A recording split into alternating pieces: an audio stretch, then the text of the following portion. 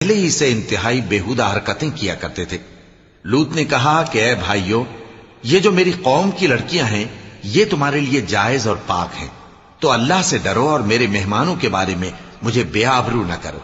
کیا تم میں کوئی بھی شائستہ آدمی نہیں؟ وہ بولے، تم کو معلوم ہے کہ تمہاری ان بیٹیوں کی ہمیں کچھ حاجت نہیں، اور جو ہماری غرض ہے اسے تم خوب جانتے ہو۔ لوط نے کہا، اے کاش مجھ میں تمہارے مقابلے کی طاقت ہوتی، یا میں کسی مضبوط قلعے میں پناہ لے لیتا۔ فرشتوں نے کہا، اے لوط، ہم تمہارے پروردگار کے فرشتے ہیں، یہ لوگ ہرگز تم تک نہیں پہنچ سکیں گے، تو کچھ رات رہے سے اپنے گھر والوں کو لے کر چل دو، اور تم میں سے کوئی شخص پیچھے مڑ کر نہ دیکھے، مگر تمہاری بیوی کے جو آفت ان پر پڑنے والی ہے وہی اس پر بھی پڑے گی۔